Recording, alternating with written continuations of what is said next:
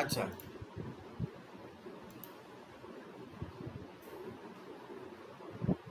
তো তাহলে দুটো কন্ডিশন টটোমার যারা দেখাবে, টটোমেরিজম যারা দেখাবে, তাদের দুটো কন্ডিশন। এক নম্বর কন্ডিশন হচ্ছে কি, না তার মধ্যে কোনো ইলেকট্রন উইথড্রয়িং গ্রুপ থাকতে হবে, যেরকম সিও এনও টু সিএন এরকম ধরনের ইলেকট্রন উইথড্রয়িং গ্রুপ থাকতে হবে। আর দু নম্বর কথা হচ্ছে কোনো অ্যাসিডিক হাইড্রোজেন আলফা পজিশনে অ্যাসিডিক হাইড্রোজেন থাকতে হবে। এগুলো দিয়ে আমরা বিচার করে দেখব, চল আমি সেগুলো শেখাই। ধর এই কম্পাউন্ডটা, এটা কি টটোমেরিজম দেবে?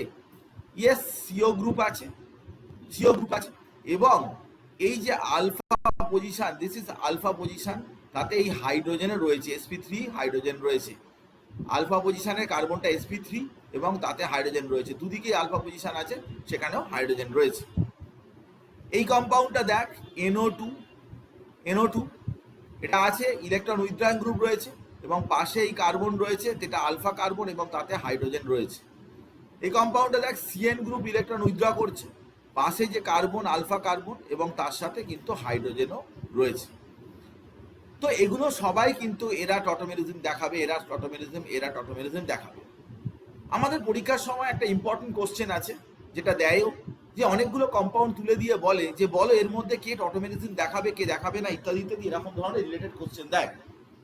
তো আমি তোকে ধর বললাম যে এই কম্পাউন্ডটা ধর CH3CCH3CH3NO2, তাহলে NO2 group electron withdrawing group আছে, তার আলফা পজিশন হচ্ছে এইটা, এই কার্বনটা, কিন্তু এখানে কোনো হাইড্রোজেন নেই, নো হাইড্রোজেন অ্যাটম, তাহলে আলফা পজিশনে কোনো হাইড্রোজেন নেই, তাহলে এ কিন্তু টটোমেরিজমে পার্টিসিপেট করতে পারবে না।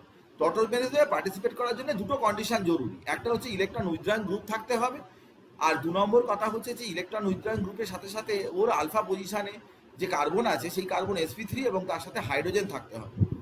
তো এটা কিন্তু অবশ্যই মেনটেন করতে হবে, তবেই কিন্তু টটোমেরিজম দেখাবে। এছাড়াও আরো অনেক বিশেষ ব্যাপার রয়েছে, সেগুলো নিয়ে আমি বলবো। যেমন যদি দেখা যায় যে তার যে আলফা পজিশন, সেই আলফা পজিশনে কিন্তু কোনো অ্যাসিডিক হাইড্রোজেন বা sp3 হাইড্রোজেন নেই, বাট ওর সাথে কনজুগেশনে আছে। কনজুগেশন মানে কি, single bond double bond, single bond double bond এরকম থাকলে তাকে বলে কনজুগেশন, কনজুগেশন বলে। তো কনজুগেশনে আছে, তাহলেও কিন্তু সে টটোমেরিজমে পার্টিসিপেট করবে। আমি তোকে ব্যাপারটা বুঝিয়ে বলছি। ধর এইখানে একটা অ্যালডিহাইড গ্রুপ আছে, এর আলফা পজিশন কোনটা, এইটা, আলফার সাথে হাইড্রোজেনে রয়েছে, কিন্তু এই আলফাটা কিন্তু sp3 নয়, আলফাটা কিন্তু sp2। তো আলফা কার্বনটা কিন্তু sp3 হতে হবে, sp3 হতে হবে, এবং তার সাথে হাইড্রোজেনও থাকতে হবে, একটা হাইড্রোজেন থাকতে হবে। তো সব মিলিয়ে যে দেখা যাচ্ছে সেটা হচ্ছে সেই রকম ধরনের এখানে কিন্তু আলফা পজিশনে নেই। বিটাতে যদি যাস, বিটাতেও নেই, বিটাতে হাইড্রোজেন যেটা আছে সেটা তো ডাবল বন্ডেড কার্বনেশন। এই গামাতে যদি যাস, এইখানে এসছিস, এখানে কিন্তু হাইড্রোজেন রয়েছে। তো এই হাইড্রোজেন যদি এরকম হয় যে কনজুগেটেড অবস্থায় রয়েছে, মানে কি single bond double bond, single bond double bond এরকম হয়ে রয়েছে, এই যে সিঙ্গেল বন্ড, এই ডাবল বন্ড, এই সিঙ্গেল বন্ড, তাহলে এই হাইড্রোজেনটা দিয়েও কিন্তু টটোমেরিজম হবে। টটোমেরিজম সবসময় এরকম ব্যাপারটা নয় যে টটোমেরিজম শুধুমাত্র কোনো অ্যালডিহাইড গ্রুপ আছে, সেই অ্যালডিহাইড গ্রুপের আলফা পজিশনের যে কার্বন আছে তার সাথে হাইড্রোজেন থাকলেই হবে। আলফা পজিশনের যে কার্বন আছে তার সাথে হাইড্রোজেন না থেকে যদি দেখা যায় যে ওখানে অন্য পজিশন, অন্য অন্য একটা জায়গা যেখানে কিনা হাইড্রোজেনটা রয়েছে, কিন্তু সেই জায়গাটা কনজুগেশনে আছে, মানে double bond single bond double bond single bond এরকম করে রয়েছে, এমনটা করে থাকে, তাহলেও কিন্তু সে কি করবে না, সে টটোমেরিজমে পার্টিসিপেট করতে পারবে। আগে গিয়ে আমি আরো এক্সাম্পল দেখাচ্ছি, এরকম অনেক নিটে পড়েছে, আমি অফুরন্ত এক্সাম্পল তোকে দেখাতে পারবো। তো এমন কিছু কিছু জায়গা রয়েছে, সেই জায়গাকে, সেই কার্বনকে বলে active methylene group. Active methylene group কাকে বলে না, এমন একটা গ্রুপ যার দুপাশে ইলেকট্রন উইথড্রয়িং গ্রুপ রয়েছে, এই দুপাশে ইলেকট্রন উইথড্রয়িং গ্রুপ, এ খুব ভালো টটোমেরিজম দেখাবে, এবং এই হাইড্রোজেনগুলো কিন্তু highly highly acidic, highly acidic. এই হাইড্রোজেন কিন্তু অনেক বেশি অ্যাসিডিক, এই আলফা হাইড্রোজেন কিন্তু অনেক বেশি অ্যাসিডিক। তো if the carbon has active methylene group, active methylene group যদি হয়, তাহলে সেই যে হাইড্রোজেন, সেই হাইড্রোজেন কিন্তু হাইলি অ্যাসিডিক হয়, কারণ দুপাশে ইলেকট্রন উইথড্রয়িং গ্রুপ আছে, এবং এই হাইড্রোজেনটা ইউজ করেই কিন্তু টটোমেরিজম হবে। তো এইসব কম্পাউন্ডগুলো কিন্তু খুব ভালো টটোমেরিজম দেখাবে, যাতে ইলেকট্রন উইথড্রয়িং গ্রুপ কিন্তু দুদিকে দুপাশে ইলেকট্রন উইথড্রয়িং গ্রুপ কিন্তু ভরা রয়েছে, ডান দিকে বাঁ দিকে ইলেকট্রন উইথড্রয়িং গ্রুপ দেওয়া রয়েছে। তো if compound as active methylene group যদি থাকে তাহলে টটোমেরিজিন কিন্তু এভাবে শো করতে পারে। ওই অ্যাক্টিভ মিথিলিন গ্রুপের যে হাইড্রোজেন সেটা দিয়েই কিন্তু টটোমেরিজিনটা হবে। আচ্ছা, এবারে শোন যে if the compound showing tautomerism to each other then each টটোমার হওয়ার পরে তুই কি করে বুঝবি যে ওটা টটোমার কি টটোমার নয়? একটা কম্পাউন্ডে ওটা টটোমার কি টটোমার নয় কি করে তুই বুঝবি? তো সেটা বোঝা যায় কিভাবে না, ওতে সেম নাম্বার পাই বন্ড থাকবে। আর যাই হোক না কেন পাই বন্ডের নাম্বারটা কিন্তু একই থাকবে। যদি পাই বন্ডের নাম্বারটা এক না থাকে, পাই বন্ডের নাম্বারটা যদি সেম না হয় তাহলে কিন্তু সে টটোমেরিজম শো করবে না। They will not show tautomerism, তখন কিন্তু তারা টটোমেরিজম শো করবে না যদি পাই বন্ডের নাম্বারটা সেম না থাকে। আমি তোকে দেখাচ্ছি, ধর এরকম ধরনের, ধর একটা এক্সাম্পল, এখানে কটা পাই বন্ড আছে পরিষ্কার দেখতে পাচ্ছিস, তিনটে পাই বন্ড আছে, তিনটে পাই বন্ড আছে, ডাবল বন্ডগুলো পাই বন্ড। তো এই একটা পাই বন্ড, এই একটা পাই বন্ড, এই একটা পাই বন্ড, তিনটে পাই বন্ড রয়েছে, তিনটে পাই বন্ড রয়েছে এখানে। তো এই তিনটে পাই বন্ড যদি থাকে তাহলে এ টটোমার, ধর কেউ এটা লিখলো বা এটা লিখলো, তাহলে এ দুটোই কিন্তু টটোমার হতে পারে। কারণ এখানে দেখ যে পাই বন্ড আছে, এই জায়গাটা পাই বন্ড আছে, এই জায়গায় পাই বন্ড আছে, এতেও কিন্তু তিনটে পাই বন্ড আছে। এখানেও দেখ পাই বন্ড আছে, এই জায়গাটা পাই বন্ড আছে, এই জায়গাটা আবার পাই বন্ড আছে, তাহলে এখানেও কিন্তু তিনটে পাই বন্ড আছে। তো পাই বন্ড যদি থাকে, কোনো কম্পাউন্ডের মধ্যে যদি পাই বন্ড থাকে সমান সংখ্যক, সেম নাম্বার, তাহলে পসিবিলিটি আছে যে তারা একটা টটোমেরিজম দেখাতে পারে, টটোমেরিজম দেখানোর পসিবিলিটি এখানে হতে পারে। তো তিনটে পাই বন্ড প্রত্যেকটা কম্পাউন্ডে কিন্তু তিনটে করে পাই বন্ড দেখা যাচ্ছে। তাহলে কম্পাউন্ড 1 and 2 আর the tautomer because all the same number of pi bond রয়েছে। Any compound that has sp3 hydrogen with respect to the conjugation of any electronegative atom that can also show tautomerism. কোনো যদি electronegative atom থাকে, ধর nitrogen বা oxygen, এদের রেসপেক্টে যদি কোনো hydrogen থাকে, sp3 হাইড্রোজেন থাকে, sp3 কার্বনের সাথে হাইড্রোজেন থাকে, অক্সিজেন বা নাইট্রোজেনের রেসপেক্টে যদি কোনো ইলেকট্রন উইথড্রয়িং গ্রুপ নাও থাকে, ইলেকট্রোনেগেটিভ অ্যাটম যদি থাকে তাহলে তারাও কিন্তু টটোমেরিজম শো করবে। এই কথাটা মনে রাখিস, কারণ আমি এখানে অনেকগুলো কোশ্চেন তোকে দেখাবো, যে কোশ্চেনগুলো দেখলে তুই বুঝতে পারবি যে এই সমস্ত আইডিয়াগুলো তোর কেন কাজে লাগবে। তো আমি বললাম যে সবসময় যে ইলেকট্রোনেগেটিভ অ্যাটম থাকতে হবে এমনও কোনো কথা নেই, ইলেকট্রন উইথড্রয়িং গ্রুপ থাকতে হবে এমনও কোনো কথা নেই। ইলেকট্রোনেগেটিভ অ্যাটমও থাকলে অনেক সময়তেই টটোমেরিজম দেখা যায়, সেটারও এক্সাম্পল আমি দেব। তো চল প্রথমে কিন্তু আমরা হাইব্রিডাইজেশন বের করাটা একটু শিখে নিই, কারণ হাইব্রিডাইজেশন অনেক জায়গাতেই কাজে লাগবে। হাইব্রিডাইজেশন এই অর্গানিক কম্পাউন্ডসের ক্ষেত্রে অনেক জায়গাতেই, শুধু কার্বন নয়, অক্সিজেন বা নাইট্রোজেন, তাদেরও কিন্তু হাইব্রিডাইজেশনটা কাজে লাগবে। তো কিভাবে আমি হাইব্রিডাইজেশন বের করব না, এ কথা আমরা অনেকবার বলেছি যে কার্বনে যদি 4টে সিগমা বন্ড থাকে তাহলে sp3 হয়, 3টে সিগমা বন্ড থাকলে, একটা পাই বন্ড থাকলে sp2 হয়, আর 2টো সিগমা 2টো পাই বন্ড থাকলে sp হয়। তাহলে কার্বন তার 4টে সিগমা হলে sp3, 3টে সিগমা একটা পাই হলে sp2, আর 2টো সিগমা 2টো পাই হলে sp। এটা কার্বনের ক্ষেত্রে। নাইট্রোজেনের ক্ষেত্রে 3টে সিগমা হলে sp3, 2টো সিগমা হলে sp2 এবং একটা সিগমা হলে sp। তাহলে এগুলো মনে রাখবে, কারণ আমরা সিগমা বন্ড পাই বন্ড তো বুঝতেই পারবো, একটা বন্ড থাকলে সিগমা বন্ড, আর বাকি যতগুলো বেশি থাকবে সেগুলো সব পাই বন্ড হয়ে যাবে।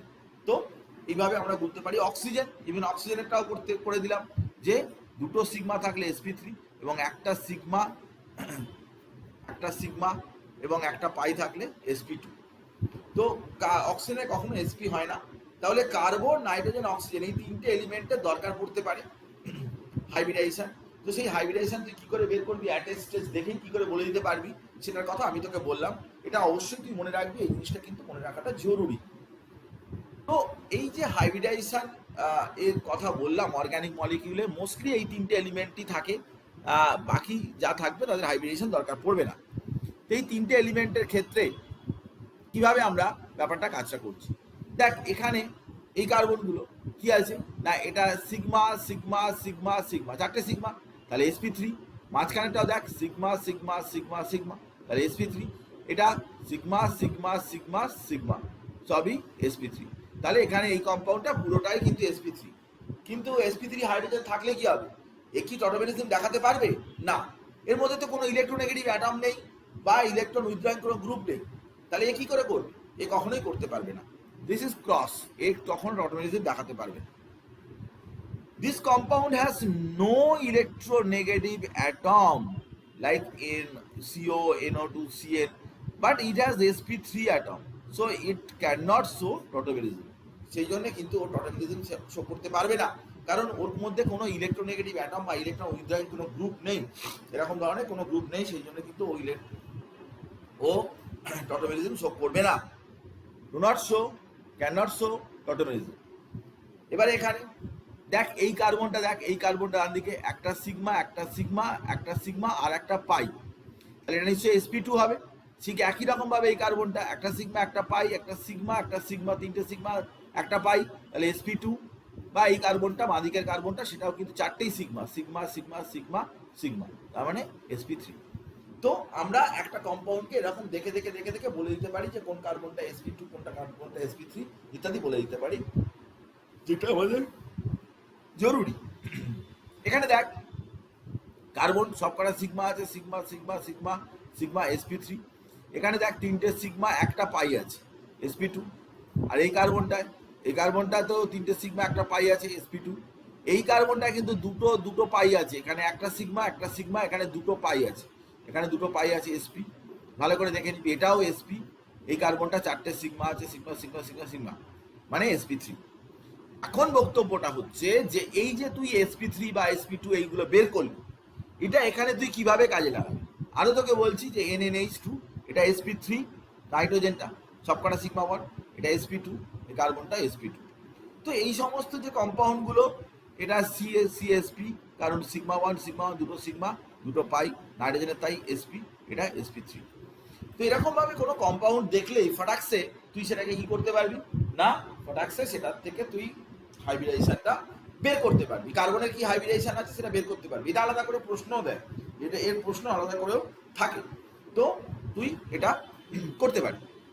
এইবারে বক্তব্যটা হচ্ছে যে আরো কিছু কম্পাউন্ড আমি তোকে দেখাচ্ছি, যে কম্পাউন্ডটা কিন্তু পিকুলিয়ারিটি রয়েছে। যেরকম এই কম্পাউন্ডটায় দেখ যে সি ডাবল বন্ড ও, এখানে sp2 কার্বন, এখানে sp2 কার্বন। তো আমি কি বলেছিলাম যে সিও গ্রুপের রেসপেক্টে আলফা পজিশনে sp3 কার্বন থাকতে হবে। তো এর তো আলফা পজিশনে sp3 কার্বন নেই। sp3টা কোথায় রয়েছে না, এই জায়গাটায়, এই জায়গাটা। তো এইখান থেকে কনজুগেশনে আছে, এখানে double bond single bond, double bond single bond কনজুগেশনে আছে। আমি বলেছি যে আলফা পজিশনে হাইড্রোজেন থাকতেও পারে, sp3 হতেও পারে, নাও হতে পারে, কিন্তু যদি ওর রেসপেক্টে অনেক দূরের কোনো পজিশন হয় এবং যেখানে কিনা ওর কনজুগেশনে আছে, কনজুগেশনে ডাবল বন্ড সিঙ্গেল বন্ড করে রয়েছে, এরকম অবস্থাতেও কিন্তু কি করতে পারবে, সে টটোমেরিজম দেখাতে পারবে। তো এটাতে আমরা এই কথাটা বলছি যে এও কিন্তু টটোমেরিজম দেখাতে পারবে, কারণ এই জায়গাটা sp3 কার্বন রয়েছে, এখান থেকে single bond double bond single bond double bond এরকম করে রয়েছে, কনজুগেটেড সিস্টেম রয়েছে। এই কম্পাউন্ডটা দেখ, NO2 নাইট্রোজেন sp2 হাইব্রিডাইজ হলে কি হবে, এর সাথে যে কার্বন রয়েছে সেটা sp3 হাইব্রিডাইজ এবং তার সাথে হাইড্রোজেন রয়েছে, এবং এই হাইড্রোজেনটাকে তুমি ইউজ করতে পারো। নেক্সট ভালো করে খেয়াল করে দেখ, যে সিও গ্রুপ রয়েছে ইলেকট্রন উইথড্রয়িং গ্রুপ, কিন্তু তার আলফা পজিশন যেটা, এদিকে সব sp2, কারণ এই আলফা পজিশনে ডাবল বন্ড আছে, তারপর ডাবল বন্ড আছে, সবই ডাবল বন্ড টাচ করে রয়েছে। কিন্তু এইখানে যে কার্বনটা রয়েছে, দিস কার্বন, এই কার্বন কিন্তু sp3 কার্বন, কারণ এর মধ্যে কোনো ডাবল বন্ড নেই, সিগমা সিগমা সিগমা সিগমা, চারটে সিগমা বন্ড দেখা যাচ্ছে, ওটা sp3 কার্বন। তাহলে sp3 কার্বন যেখানে হাইড্রোজেন রয়েছে, সে তো টটোমেরিজম করবেই, ইলেকট্রন উইথড্রয়িং গ্রুপ আছে, সে তো টটোমেরিজম করবেই, তাহলে এ টটোমেরিজম করবে, এই কম্পাউন্ডটা টটোমেরিজম করবে। আরো দেখ এই কম্পাউন্ডটা, হ্যাঁ অবশ্যই টটোমেরিজম করবে, কারণ সিও গ্রুপ, এটা sp2 হলে কি হবে, এই যে sp2 এর পরেরটাও, কিন্তু তারপরে এইখানে যে হাইড্রোজেন আছে এটা কিন্তু sp3, তো এর সাথে কনজুগেশনে আছে, এটাও কিন্তু করবে, এটাও কিন্তু করবে, এরাও করবে। তো কিরকম স্ট্রাকচারাল রিকোয়ারমেন্ট দরকার সেটা নিয়ে আমি বলছিলাম। এই কম্পাউন্ডটা দেখ, এখানে কিন্তু কোনো sp3 কার্বনের কোনো মামলাই নেই। তো যতই যাই হোক না কেন, সিও গ্রুপ এইসব থাকুক না কেন, এই কম্পাউন্ডটা কিন্তু কখনোই টটোমেরিজম দিতে পারবে না। কি করে দেবে? ওতে কোনো sp3 কার্বনই নেই। কোনো যদি sp3 কার্বন না থাকে তাহলে সে কোনো মতেই কিন্তু ওই হাইড্রোজেনটাকে বের করতে পারবে না এবং সেখানে কিন্তু টটোমেরিজম হবে না। তাহলে টটোমেরিজম কোন কম্পাউন্ড করবে, কোন কম্পাউন্ড করবে না, সেসব কথা নিয়ে আমি বলতে বলতে যাচ্ছি। এখানে যত কার্বন আছে সবই কিন্তু sp2। এটা sp2 sp2 sp2 sp2 sp2 sp2 sp2 sp2, বাকি সবই হচ্ছে sp2। তাহলে এটা কিন্তু কোনো সময়েই কিন্তু টটোমেরিজম দেবে না। কিন্তু এই কম্পাউন্ডটা দেখ, সিও গ্রুপ এখানে আছে, তার আলফা পজিশন এটা, বিটা পজিশন এটা, গামা পজিশন, এইখানে দুটো হাইড্রোজেন আছে। এই হাইড্রোজেন দুটো কিন্তু বন্ডে পার্টিসিপেট করতে পারবে, এর মাথায় হাইড্রোজেনটা চলে আসবে, এখান থেকে ঘুরে এর মাথায় হাইড্রোজেনটা চলে আসবে। তো এই কম্পাউন্ডটা কিন্তু কি করতে পারবে? টটোমেরিজম দেখাতে পারবে। এই কম্পাউন্ড টটোমেরিজম শো করবে, ডান দিকের কম্পাউন্ডটা টটোমেরিজম শো করবে। এই কম্পাউন্ডটা দেখ, যে আমরা কিন্তু এই যে আলফা পজিশন বা কনজুগেশনে কার্বনের সাথে অ্যাটাচড হাইড্রোজেনের কথা বলেছি, নাইট্রোজেনের সাথে অ্যাটাচড হাইড্রোজেনের কথা বলিনি। কার্বনের সাথে যে হাইড্রোজেন অ্যাটাচ থাকবে সেই হাইড্রোজেনই কিন্তু টটোমেরিজম দেখাবে। এখানে কিন্তু নাইট্রোজেনের সাথে যে হাইড্রোজেন আছে সেটা কিন্তু দেখাচ্ছে, কিন্তু এটা টটোমেরিজম শো করবে না। ডু নট শো টটোমেরিজম, এ কিন্তু টটোমেরিজম দেখাবে না। হলো? কারা কারা টটোমেরিজম দেখাবে, কারা কারা টটোমেরিজম দেখাবে না। আচ্ছা, আরো একটা কথা বলি, খুবই গুরুত্বপূর্ণ কথা, খুবই ইম্পর্টেন্ট, পরীক্ষায় দেয়। সেটা হচ্ছে, যদি দেখা যায় যে তার কোনো কার্বন sp3 কার্বন, কিন্তু সেটা ব্রিজে রয়েছে, এই কার্বনটা হচ্ছে sp3, এখানে একটা হাইড্রোজেন রয়েছে, এটা কিন্তু একটা ব্রিজে রয়েছে, একটা ব্রিজ রয়েছে তার, সেই জন্যে এই কম্পাউন্ড কিন্তু কোনো মতেই কি করতে পারবে না, না এই কম্পাউন্ড কিন্তু টটোমেরিজম শো করতে পারবে না। 2 hydrogen atom sp3 is available but it cannot show tautomerism. This is because of the bridge sp2 hybridization is not possible. Bridge sp2 hybridization কখনোই হয় না। ওই হাইড্রোজেনটা বেরিয়ে গেলে sp2 হবে তো, কিন্তু সেটা অ্যাঙ্গেলটা পারমিট করবে না, এবং সেই জন্য এই সমস্ত যে কম্পাউন্ড এখন আঁকা রয়েছে, এই যে কম্পাউন্ড এখন এঁকে দিয়েছি, এই কম্পাউন্ডগুলো কিন্তু কোনো মতেই এরা কি করবে না, এরা কিন্তু কোনো মতেই টটোমেরিজম দেখাবে না। টটোমেরিজম দেখানোর প্রশ্নই নেই। কারণটা আমি অলরেডি বলেছি যে hydrogen attach to sp3 available but it can not show টটোমেরিজম, টটোমেরিজম show করবে না। This is because the bridge sp3 hybridization is not possible. এখানে একটা ব্রিজ আছে, এখানে ব্রিজ আছে, তুমি এখান থেকে অ্যাটম সরিয়ে দিয়ে এখান থেকে ডাবল বন্ড করে দিতে পারো না, এটা করতে পারো না। ব্রিজে এটা করা যায় না, ব্রিজে করলে কিন্তু ব্রিজটা ভেঙে যাবে। ব্রিজ কার্বন কখনোই কিন্তু sp2 হতে পারে না, sp2 কার্বন দিয়ে কখনো ব্রিজ করতে হয় না। তো এই জন্য টটোমেরিজম, এই কম্পাউন্ডটাকে টটোমেরিজম দেখাবে? Answer is no. এই কম্পাউন্ড কোনো মতেই টটোমেরিজম দেখাবে না, কারণ ওখানে একটা ব্রিজ আছে। আগেও আমি একটা দেখিয়েছি এই কম্পাউন্ডটা, এটাও কিন্তু কোনো মতেই টটোমেরিজম দেখাবে না। এটা এদিককার জন্য দেখাচ্ছে না, কিন্তু এই সাইডে যে হাইড্রোজেন আছে, এই হাইড্রোজেনটার জন্যই কিন্তু টটোমেরিজমটা এটা দেখাতে পারে। হাইড্রোজেনটা এর মাথায় চলে যাবে, এটা দেখাবে। এই পাশের যে হাইড্রোজেন আছে, এই হাইড্রোজেন দিয়ে এটা টটোমেরিজম দেখাবে। আচ্ছা, এবারে শোন,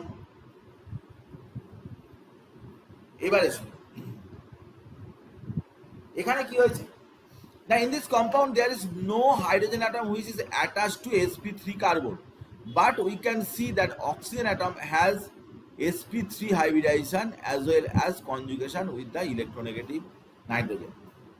এইখানে অক্সিজেন সে কিন্তু কি করবে না, এই রেজোন্যান্সকে পার্টিসিপেট করবে, এবং এই হাইড্রোজেনটা যেটা খুলে এই নাইট্রোজেনের মাথায় চলে আসবে।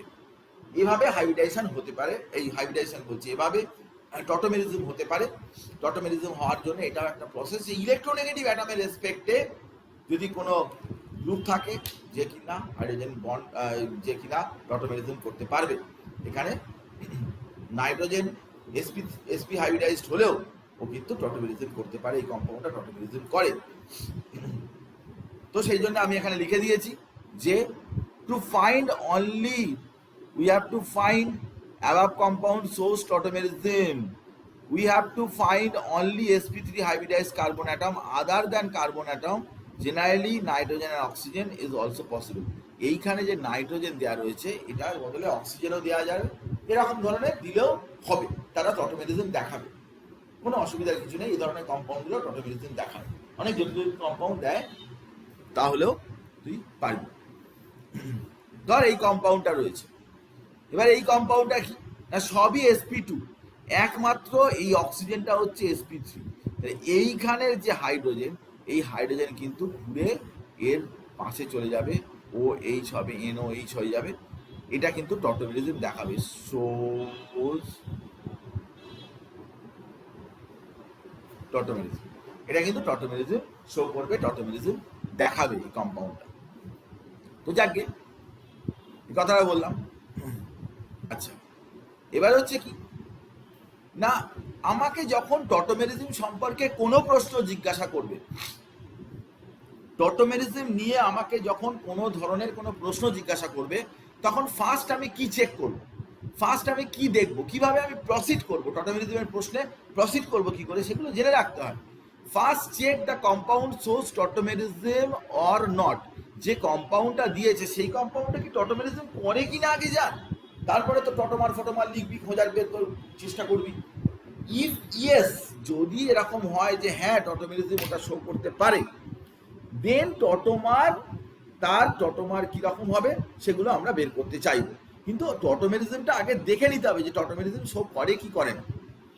এখন দেখ যে এখানে কিন্তু একটা কম্পাউন্ড থেকে আর একটা কম্পাউন্ডে যাওয়ার জন্য এই অ্যারো সাইন মানে রিভার্সিবল অ্যারো সাইন এটা ইউজ করা হয়, এটা সবসময়ের জন্য ইউজ করতে হবে। এবারে দেখ মজাদার ব্যাপার যেটা, দেখ আমি একটা টটোমেরিজম তোকে দেখাচ্ছি।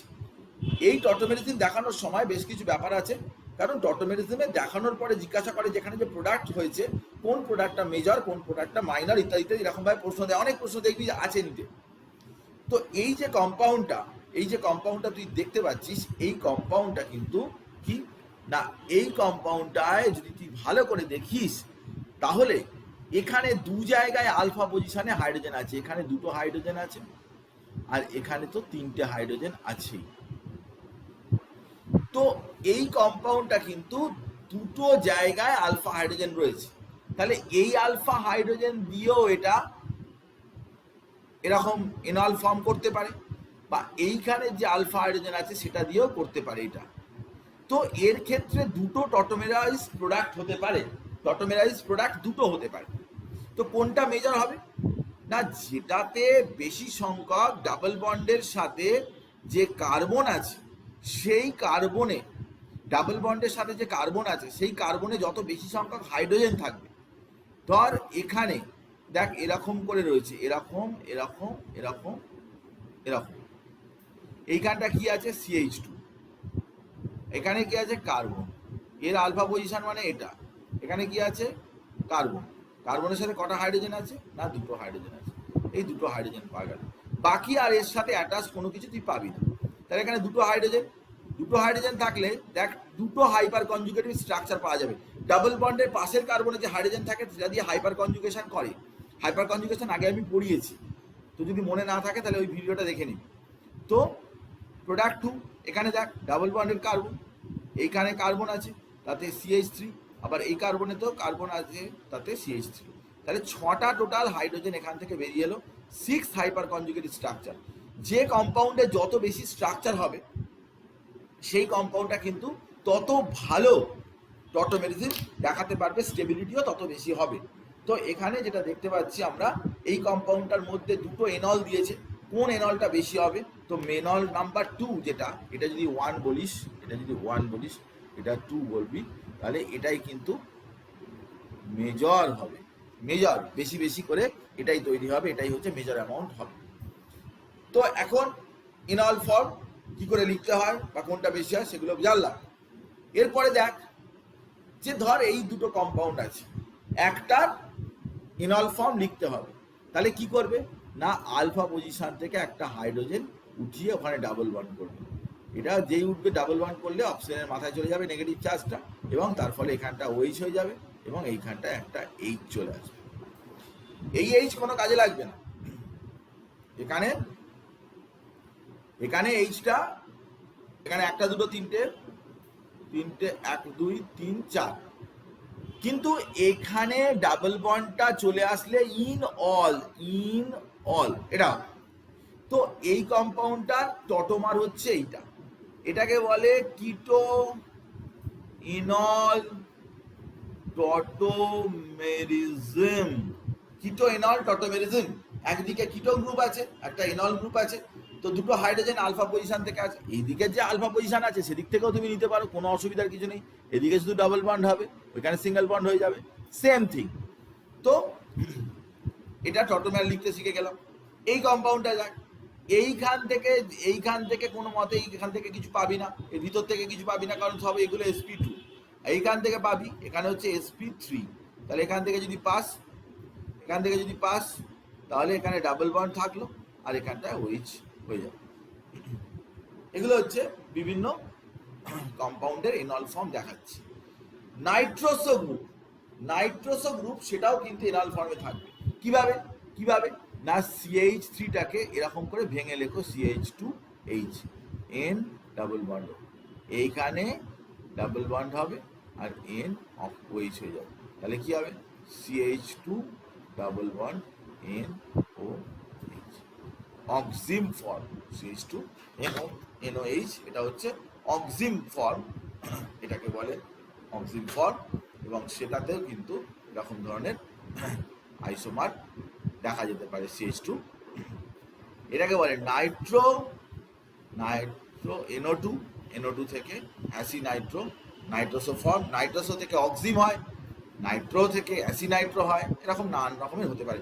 সবই আলফা পজিশন থেকে হাইড্রোজেন উঠিয়ে অক্সিজেনের গায়েতে জুড়ে দাও, ব্যাস। এগুলো এক একটা নাম, এক একটা টটোমেরিজম এক রকমের হয় না, টটোমেরিজম অনেক রকমেরই হয়। এটা বিভিন্ন রকমের, নাইট্রোসো থেকে অক্সিম, নাইট্রো থেকে অ্যাসিনাইট্রো, এরকম বিভিন্ন রকমের আমরা বললাম, আইসোমেরিজমের কথা বললাম। এরপর দেখ আরো একটা, এখানে দেখ যে আলফা পজিশনে কিন্তু কোনো sp3 নেই, তাহলে বিটা গামা এই জায়গাটা চলে এলাম, এই জায়গাটা হাইড্রোজেন রয়েছে। তো টটোমেরিজমের সময় এখান থেকে হাইড্রোজেন পুরো বেরিয়ে এই জায়গাটা ওয়েজ করে দেবে। তো এমনটাও হতে পারে যে টটোমেরিজম করে একেবারে আলফা পজিশনে কোনো sp3 কার্বন না থাকলেও সেটা কিন্তু অন্য জায়গা থেকে হাইড্রোজেন বের করে কিন্তু টোটাল ওটা ইনল হয়ে যাবে, কোনো অসুবিধার কিছু নেই। আচ্ছা, এখানেও একটা কম্পাউন্ড রয়েছে, এই কম্পাউন্ডটা কি এটার টটোমার, এইটার টটোমার। দেখ এখানে 4টে পাই ইলেকট্রন রয়েছে, 1টা পাই, 2টো পাই, 3টে পাই, 4টে পাই, 4টে পাই ইলেকট্রন রয়েছে। এবং এই 4টে পাই ইলেকট্রন থাকার পরে এখানে কিন্তু এখানে 3টে পাই বন্ড রয়েছে, 3টে পাই, এটা 3 পাই বন্ড, এটা 4 পাই বন্ড। তো 3টে পাই বন্ড আর 4টে পাই বন্ড যদি এরকম হয়, তাহলে কিন্তু কখনোই তারা কিন্তু এনল মানে টটোমেরিজম দেখাচ্ছে না। টটোমেরিজম দেখাতে গেলে সেম সংখ্যক পাই বন্ড থাকতে হবে। তো যদি বলে যে এটা কি এটার টটোমার, তখন বলতে হবে না, এটা টটোমার কখনোই নয়, হতেই পারে না, কারণ এখানে কিন্তু পাই বন্ডের সংখ্যা নাম্বার একই নেই, পাই বন্ডের সংখ্যা কিন্তু আলাদা রয়েছে। তাহলে it has not the same number of pi bonds, so it cannot form tautomer. It does not have any sp3 hybridized carbon atom with respect to any electronegative atom. Electronegative atomic respecte এটা কখনোই কিন্তু কোনো sp2 hydrogen নেই, sp3 hydrogen নেই, sp3 hydrogen নেই, এবং যার জন্য কিন্তু টটোমেরিজম করতে পারবে। এরপর দেখ এই যে কম্পাউন্ডটা তুই দেখতে পাচ্ছিস, এটা কি টটোমার ফর্ম করবে, বা টটোমার ফর্ম করলে এটা কিরকম ধরনের টটোমার হবে, এর টটোমারটা চেহারা কেমন হবে। NH এরকম করে লেখা রয়েছে। তো এই কম্পাউন্ডটা কিন্তু এইখান থেকে alpha position, N electronegative atom, তার রেসপেক্টে আলফা পজিশন, এটা Cl এসে এখানে ডাবল বন্ড করে দেবে এবং NH উপরে নিচে এরকম সাজানো হবে। তো এটাও এক ধরনের টটোমেরিজম। নাইট্রোজেন শুধু ইলেকট্রোনেগেটিভ অ্যাটম থাকলেও না টটোমেরিজম হবে। বইতে অবশ্যই সব প্রসঙ্গগুলো উল্লেখ করেনি, কিন্তু কিছু করার নেই, এগুলো পড়াতেই হবে, এগুলো নিটের কোশ্চেনের মধ্যে আছে, থাকে, সবসময় দেয়।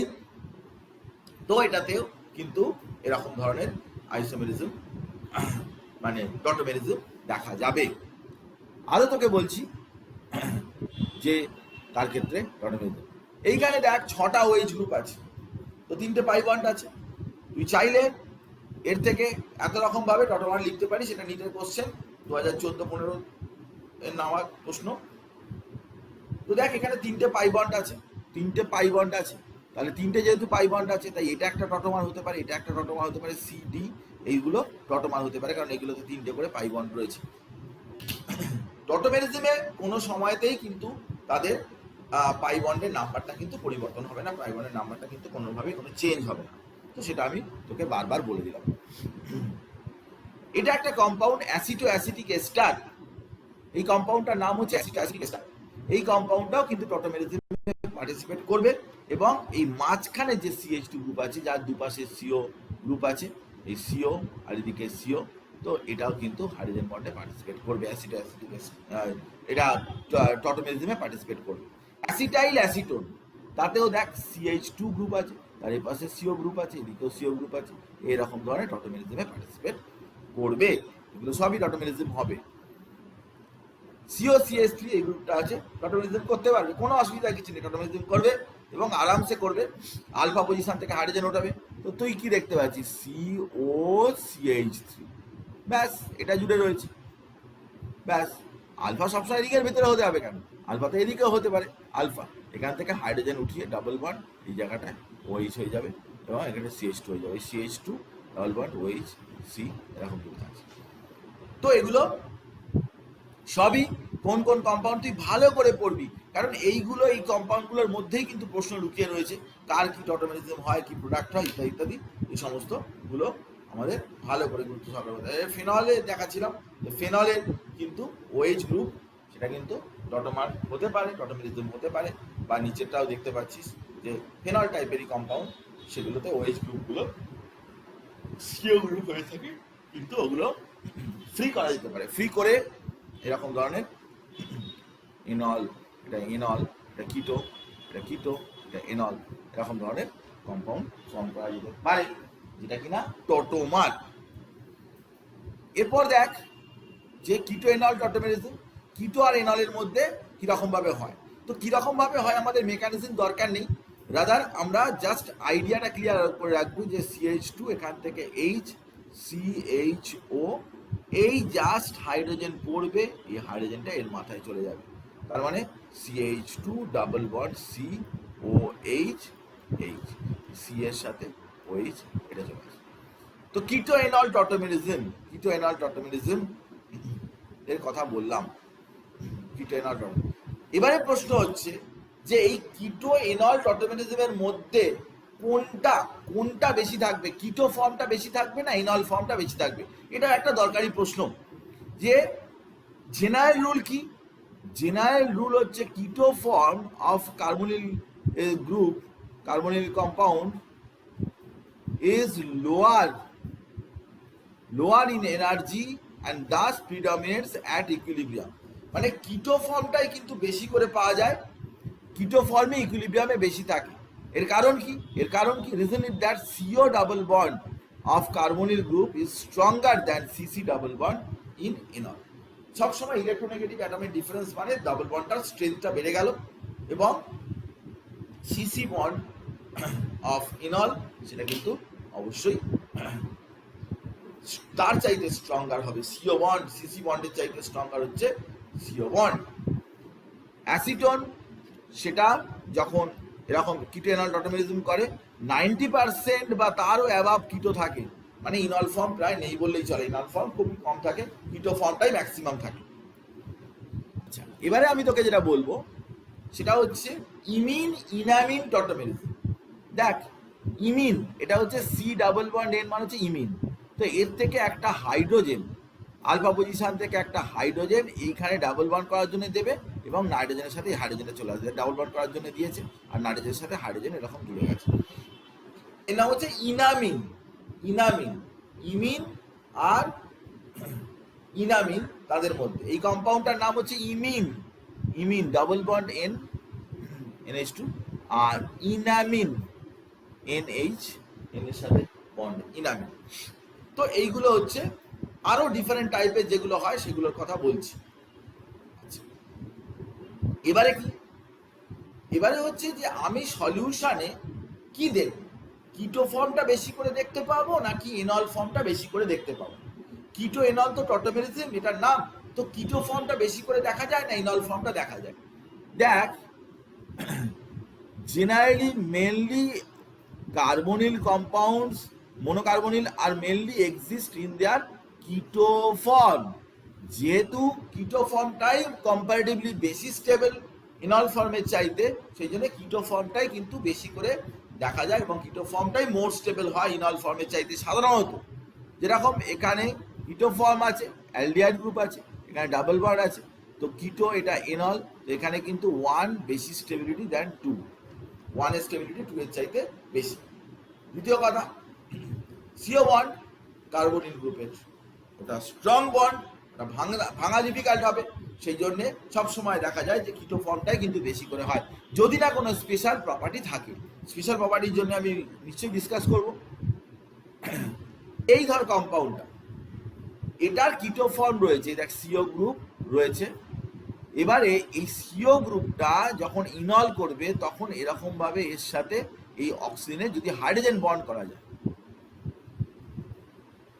হাইড্রোজেন বন্ড যদি হয়, তাহলে এটা কি হবে না ইনল ফর্ম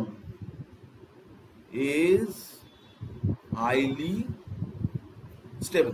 তখন কিন্তু ইনল ফর্মটা বেশি স্টেবল হয়ে যাবে, কারণ ইনলে ওএইচ আছে আর ও আছে, এগুলো হাইড্রোজেন বন্ড করতে পারবে।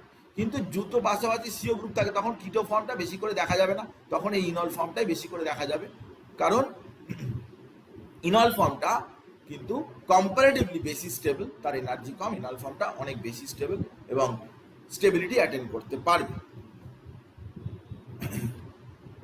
এর অ্যাসিডিক হাইড্রোজেন আছে, এটাই এখানে লেখা রয়েছে, যেটা ইন্টারমলিকুলার হাইড্রোজেন বন্ড ক্রিয়েটিং এটা স্টেবিলিটি। এরপর দেখ যে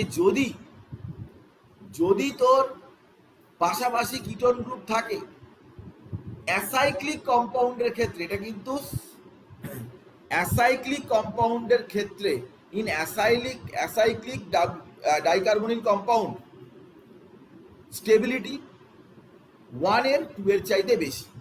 কেন এরকম হলো? দেখ আগে তো দুটো সিও গ্রুপ ছিল, ভালো করে খেয়াল করে দেখ কি আমি বলতে চাইছি। এইখানে সিও গ্রুপ আছে, এখানে সিও গ্রুপ আছে, কোন ফর্ম বেশি স্টেবল হয়েছে? এটা ইনল ফর্মটা বেশি স্টেবল হয়েছে। তাই এখানেও তো দুটো সিও গ্রুপ দেওয়া রয়েছে, তাই না? এখানেও তো দুটো সিও গ্রুপ দেওয়া রয়েছে, এই যে সিও গ্রুপ, এই যে সিও গ্রুপ।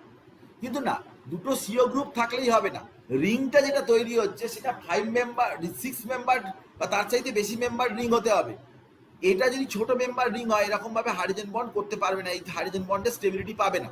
সেই জন্যে এখানে কিন্তু 1 নম্বরটা বেশি স্টেবল 2 নম্বরের চাইতে, এটা কিন্তু খুব ইম্পর্টেন্ট ব্যাপার যে 1 এটা কিন্তু বেশি স্টেবল দ্যান 2। কিন্তু যদি সাইক্লিক থাকে, এই দেখ সাইক্লিক কম্পাউন্ডার সিও এরকম ও আছে, এখানে যদি হাইড্রোজেন বন্ড করে তাহলে 100% এনল ফর্মে চলে আসে, কারণ ইন্টারমলিকুলার হাইড্রোজেন বন্ড সাইক্লিক কম্পাউন্ডের ক্ষেত্রে বেশি স্টেবল। তো এখানে কিন্তু খুব বেশি করে কিন্তু ইনল ফর্মটা তৈরি হয়ে যায়। ইনল ফর্মটা এখানে তৈরি হয়েছে, তার কারণটা হচ্ছে যে এখানে ডাবল বন্ড হবে, এখানে ডাবল বন্ড হবে, হ্যাঁ, ইনল আর একটা কিটোনের সাথে এটা হাইড্রোজেন বন্ড করে থাকে। এবারে কি, as the stability of alkene increases then percentage of enol content। আমাকে যদি অনেকগুলো ইনল দিয়ে দেয়, তার মধ্যে কোন ইনলটা ফর্ম করবে, পার্টিকুলারলি কোন ইনলটা তৈরি হবে, সেটা আমরা কি করে বুঝতে পারতে পারি? দেখ অনেকগুলো যদি ইনল দিয়ে দেয়, ধর এখানে অনেকগুলো ইনল আছে, এই একটা ইনল OH আর double bond enol, OH double bond enol, OH double bond enol. তো এখানে কোনটাই 1 বেশি স্টেবল নাকি 2 নাকি 3? এখানে 3 গ্রেটার দ্যান 2 গ্রেটার দ্যান 1 এরকম করে দেওয়া রয়েছে। তো অ্যান্সারটা কিভাবে এলো সেটা দেখতে হবে। সেটা হচ্ছে কি, ডাবল বন্ডেড কার্বনের সাথে ডাইরেক্টলি কোনো কার্বন জোড়া আছে কিনা দেখতে হবে। এখানে কোনো কার্বন জোড়াই নেই, তাহলে জিরো হাইপার কন্টিনিউয়াস স্ট্রাকচার। এখানে এই কার্বনটা জোড়া রয়েছে, তাকে 3টে আছে, তিনটে আছে, তার মানে তিনটে হাইপার কনজুগেট স্ট্রাকচার। এখানে এই কার্বনটা জোড়া রয়েছে, তার সাথে এখানে তিনটে ছটা হাইপার কনজুগেটিভ স্ট্রাকচার পাওয়া যাবে। তো দেখতে হবে যে কতগুলো করে হাইপার কনজুগেটিভ স্ট্রাকচার পাওয়া যাচ্ছে, how many number of hyperconjugative structures are possible. যার হাইপার কনজুগেটিভ স্ট্রাকচার বেশি হবে তার ইনল ফর্মটাই বেশি করে তৈরি হবে। যদি কিটো ফর্মটা থাকে তাহলে সেক্ষেত্রে এনল ফর্মটা বেশি করে তৈরি হয়ে যাবে, কারণ তার ক্ষেত্রে এই ধরনের যে হাইপার কনজুগেট স্ট্রাকচার সেই স্ট্রাকচারের সংখ্যা কিন্তু অনেক বেশি হয়ে গেল। 6টা হাইপার কনজুগেট স্ট্রাকচার ন্যাচারালি ইকুইলিব্রিয়ামটা কিন্তু ডান দিকে শিফট হয়ে চলে আসবে। সলভেন্টের একটা এফেক্ট আছে, একটা সলভেন্টে কিটোন গ্রুপ বেশি করে দেখা যায়, আবার অন্য সলভেন্টে ইনল ফর্ম বেশি করে দেখা যায়। আমি তোকে একটা এক্সাম্পল দিচ্ছি, তাহলে তুই বুঝতে পারবি। ইন বেনজিন, দেখ ভালো করে, in benzene the enol form of 2,4-pentane dione predominates 94:6 ratio over the keto form, whereas the number almost reverse completely in water. যখন তুমি বেনজিনের মধ্যে দিচ্ছ তখন এখানে ইনল ফর্ম বেশি করে দেখা যাচ্ছে, ইনল ফর্ম 94% এবং অন্যটা 6%। কিন্তু যখন জল সলভেন্ট হিসাবে দিচ্ছ তখন কিন্তু রিভার্স হয়ে যাচ্ছে। কেন হয়ে যাচ্ছে? দেখ, প্রথম কথা হচ্ছে যে যদি পোলার প্রোটিক সলভেন্ট বা ওয়াটার এরকম ধরনের সলভেন্ট থাকে তাহলে সে কি করে না, সে কিন্তু এই যে lone pair will be involved in hydrogen bond with the solvent, মানে অক্সিজেন আছে যে তার লোন পেয়ার ওয়াটারের সাথে রিয়াকশন করতে শুরু করে দেবে। তাহলে ইনল ফর্ম করার জন্য যে লোন পেয়ার দরকার সেটা ইউজ করতে পারবে না, ইনল ফর্মের জন্যও তো লোন পেয়ার দরকার, সেটা ইউজ করতে পারবে না। তার মানে এখানে দেখ যে যদি আমি বেনজিন সলভেন্ট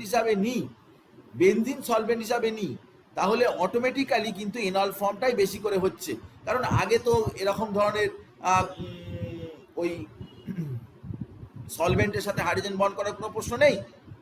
কিন্তু যখন ওয়াটার সলভেন্ট হিসাবে দেওয়া হলো তখন এটা ওয়াটারকে ডোনেট করবে এবং ওয়াটারের সাথে বন্ডিংটা করবে, যার ফলে কি হবে, কিটো ফর্মটা কিন্তু বেশি স্টেবল হয়ে যাবে, ইনল ফর্মটা কিন্তু কম স্টেবল হয়ে যাবে। তাহলে 81:19, তার মানে দুটো সলভেন্ট, একটা হচ্ছে তোর বেনজিন বা নন পোলার সলভেন্ট আর একটা হচ্ছে ওয়াটার পোলার সলভেন্ট, এই দুটো সলভেন্টটা যদি আমি দিই তাহলে দেখা যাবে যে যখন বেনজিনে দেব তখন কিন্তু ইনল ফর্মটা বেশি করে হবে, কিটো ফর্মটা কম হবে, কিন্তু যখন ওয়াটার দেব তখন কিটো ফর্মটা বেশি করে হবে, ইনল ফর্মটা কম হবে। এর পিছনে কারণ কি না, যখন আমি বেনজিন দিচ্ছি তখন কিন্তু কি হচ্ছে, কিটো ফর্মটা কিন্তু স্টেবল নয়, কারণ কিটো ফর্মটা কিন্তু হাইড্রোজেন বন্ড সে সলভেন্টের সাথে কিন্তু কোনো রকমভাবে তার ইন্টারাকশন হবে না। তার কারণটা হচ্ছে যে এখানে কিন্তু যে লোন পেয়ারটা রয়েছে সেই লোন পেয়ারটা কিন্তু সলভেন্টের সাথে যদি ইন্টারাকশন করেও তো নিজের সাথে তো নিজে হাইড্রোজেন বন্ড করতে পারলো না, ন্যাচারালি তার স্টেবিলিটির প্রশ্ন নেই। স্টেবিলিটি সেখানেই থাকবে যেখানে নিজের সাথে নিজে হাইড্রোজেন বন্ড করছে। সেটা কে করছে না, ইনল ফর্মটা নিজের সাথে নিজে হাইড্রোজেন বন্ড করছে। এবার যখন তুই জল দিবি তখন কি হবে না, জল দিলে কিন্তু এ আর নিজের সাথে নিজে হাইড্রোজেন বন্ড করতে পারবে না, সে তখন জলের সাথে হাইড্রোজেন বন্ড করার চেষ্টা করবে। তো জলের সাথে হাইড্রোজেন বন্ড করা মানে তার স্টেবিলিটি বোঝা গেল না, তার স্টেবিলিটি নয়, নিজের সাথে নিজে হাইড্রোজেন বন্ড করলেই কিন্তু বেশি স্টেবল। তো সেই জন্য জল দিলে যেহেতু জলের সাথে হাইড্রোজেন বন্ড করবে তাই ইনল ফর্মটা কিন্তু সেখানে স্টেবিলিটি কম হয়ে গেল এবং ইনল ফর্মটা অত বেশি করে দেখা যাবে। এটা কিন্তু দরকারি প্রশ্ন এবং সলভেন্টের এফেক্ট এখানে লিখেও দিয়েছি, একটু পড়ে দেখে নিন। অ্যারোমেটিসিটি, এমন অনেক কম্পাউন্ড আছে যা কিনা ইনল ফর্মটাই বেশি করে দেখা যায়, যেরকম ফিনলই হচ্ছে সব থেকে কমন এক্সাম্পল। দেখ, ফিনল যখন সে টটোমেরিজিন দেখায় তখন কিন্তু সেখানে যে স্ট্রাকচারটা হয় সেটা কিন্তু নট অ্যারোমেটিক হয় না, সেটা অ্যারোমেটিক নয়, নট অ্যারোমেটিক। কিন্তু কিটো যখন তার ইনল ফর্মটা হয়, এই ইনল ফর্মটা আসে তখন কিন্তু 6টা পাই ইলেকট্রন থাকে, 6 পাই ইলেকট্রন, এটা কিন্তু অ্যারোমেটিক। তো কোনো কম্পাউন্ড যদি অ্যারোমেটিক হয় সেই কম্পাউন্ড কিন্তু হাইলি স্টেবল হয়। তো দেখা যাবে সেই জন্য লেফটের দিকের এইটা পাওয়া যাবে না, এইটাই কিন্তু বেশি করে আমরা এই কম্পাউন্ডের ক্ষেত্রে দেখতে পাবো, ইনল ফর্মটাই কিন্তু বেশি করে দেখতে পাবো। তো এটাও একটা ইম্পর্টেন্ট কারণ। তো আমি অনেকগুলো কারণ বললাম যে সমস্ত কারণে এটা হয়। তো এর ওপরেই বেস করে আমাদের কোশ্চেন দেয়। তো আমরা এই টটোমেটিজম ব্যাপারটা আমি বললাম, টটোমেটিজম ব্যাপারটা ডিসকাস করলাম, কিছু কোশ্চেন নিয়ে আমরা আলোচনা করব, কিছু কোশ্চেন আমি বলবো, আর সেটা দেখ ট্রাই কর। এখানে আইসোমেরিজম থেকে কিন্তু কোশ্চেন আসছে আজকাল অনেক নিটে, তো সেটা একটু ট্রাই করতে হবে, একটু চেষ্টা করবি। না পারলে তো আমি আছি, আমি বলে দেবো, কোনো অসুবিধার কিছু নেই, কিন্তু নিজেকে চেষ্টা করতে হবে। আর তাছাড়া ডিপিপি আমি পাঠাবো, আমি বানাচ্ছি, বানিয়ে আমি পাঠাবো, এই সিলেবাসের ওপরেই আর কি আমি করে পাঠাবো। তো দেখ, এখানে আমরা কে জিওমেট্রিক্যাল আইসোমার শো করবে না, 4টে কম্পাউন্ড আমি তোকে দেখাবো, খুব ইজি ব্যাপার। 4টে কম্পাউন্ডের মধ্যে কে জিওমেট্রিক্যাল আইসোমার শো করবে না সেটার কথা বলছি। 4টে কম্পাউন্ড, বাবা কম্পাউন্ড গুলো কোথায় গেল, দেখ কম্পাউন্ড গুলো হয়ে গেল, কি মুশকিল ব্যাপার। দাঁড়া, কম্পাউন্ড গুলো আঁকলাম, 1 মিনিট দাঁড়া, কম্পাউন্ড গুলোকে আঁকলাম, কম্পাউন্ড গুলো চলে গেল কেন,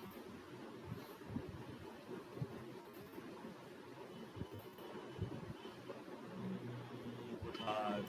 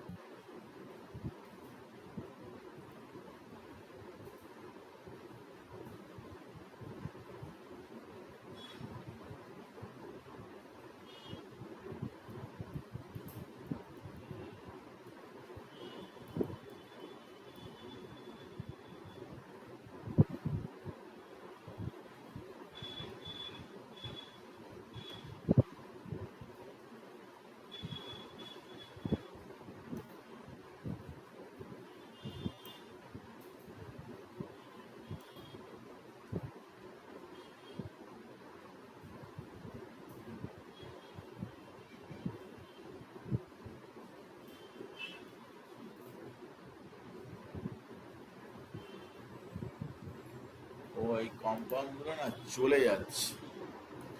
যাক, এখান থেকে আমি দেখে বলে দিচ্ছি তো, কম্পাউন্ড গুলো না এখান থেকে চলে যাচ্ছে, কম্পাউন্ড গুলো সেভ হচ্ছে না।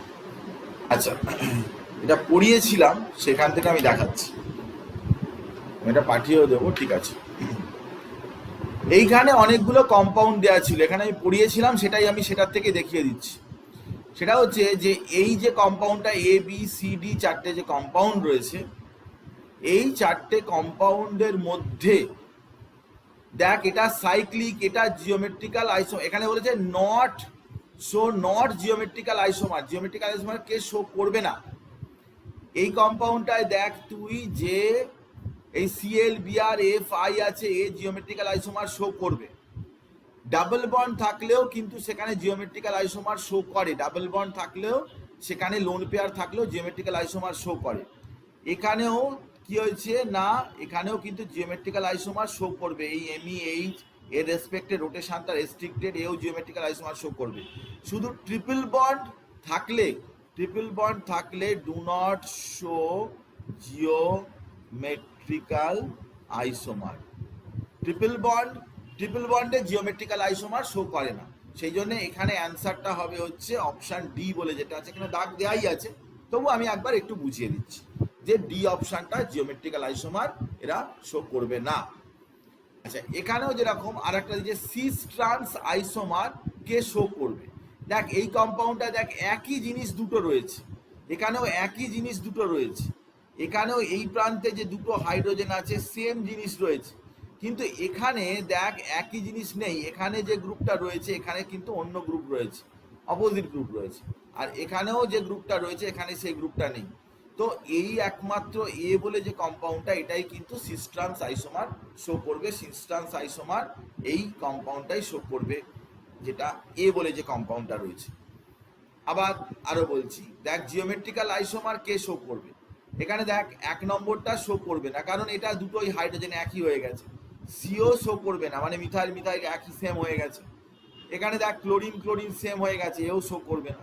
এখানে দেখ হাইড্রোজেন মিথাইল আলাদা আছে, এখানে আয়োডিন ব্রোমিন আলাদা রয়েছে, তো এ জিওমেট্রিক্যাল আইসোমার শো করবে, জিওমেট্রিক্যাল আইসোমার এক্ষেত্রে শো হবে। এবার দেখ ই configuration, E Z E configuration, এখানে অনেকগুলো দেয়া রয়েছে, কিন্তু ই কনফিগারেশন এগুলো এগুলো সবই জেড আছে, এগুলো পড়ে দেখবি, ই জেড আমি পড়িয়েছিলাম, এগুলো সবই জেড আছে। এই ই বলে কনফিগারেশন যেটা, সেটা অপোজিট দিকে থাকলে এটার প্রায়োরিটি বেশি, 1 এটা 2, এটা 1 এটা 2, তো অপোজিট দিকে যদি থাকে গ্রুপগুলো তাহলে সেটা ই হয়, মানে বেটার প্রায়োরিটি গ্রুপ যদি অপোজিট দিকে থাকে সেটা তখন ই হয়। তো এখানে উল্টো দিকে দুদিকে 1 1 আছে, এটা ই।